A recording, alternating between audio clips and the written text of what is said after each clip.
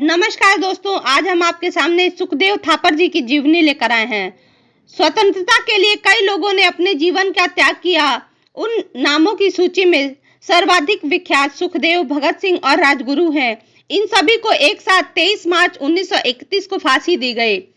बाद में इनके मृत्यु शरीर को सतलज नदी के तट पर जला दिया गया, जिससे देश में क्रांति की लहर दौड़ पड़ी और भारतीय स्वतंत्रता संग्राम को एक नई दिशा मिली। सुखदेव का जन्म 15 मई 1907 को हुआ। उनके पिताजी का नाम रामलाल और माताजी का नाम लल्ली देवी था। उनके भाई का नाम मथुरादास थापड़ था और भतीजे का नाम भरत भूषण थापड़ था। सुखदेव और भगत सिंह में प्रगाढ़ दोस्ती थी और दोनों जीवन के अंतिम क्षणों तक एक साथ रहे थे।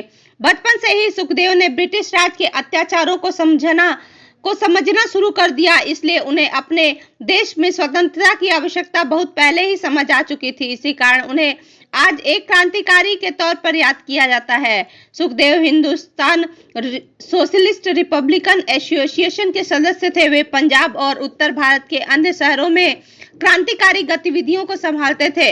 उनका जीवन देश और देश हित को पूरी तरह समर्पित था।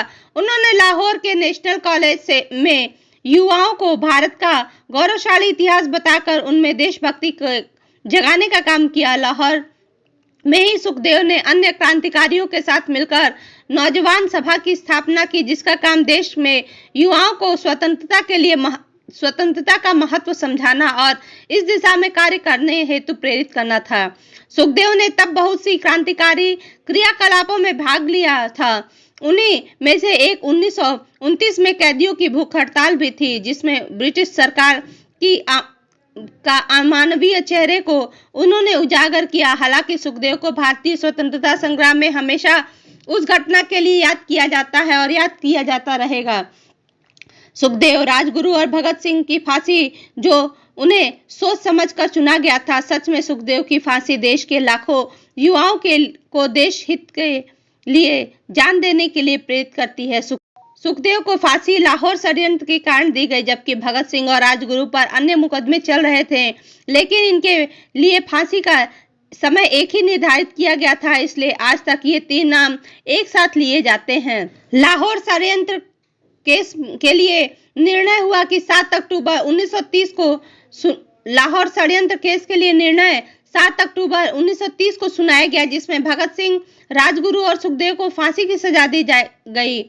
किशोरीलाल, रतन शिव वर्मा, डॉक्टर गया प्रसाद, जयदेव आदि को आजीवन कारावास की सजा दी गई। फांसी का दिन 24 मार्च 1931 था, किंतु ब्रिटिश सरकार को डर था कि जनता को यदि इनकी फांसी का समय पता चल गया तो एक बड़ी क्रांतिकारी हो जाएगी, जिससे निपटना अंग्रेजों के लिए मुश्किल हो जाएगा। इसलिए इन्हें 23 मार्च 1931 को फांसी दे दी गई। इनके शवों को केरोसिन डालकर सतलुज नदी तट पर जला दिया गया था। बाद में इस बात की जानकारी पूरे देश में हुई।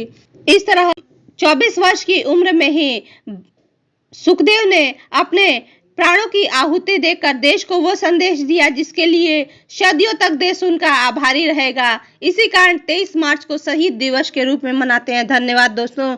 यदि आपको इनकी जीवनी अच्छी लगी हो तो प्लीज इसे लाइक, शेयर, सब्सक्राइब करना ना भूलें।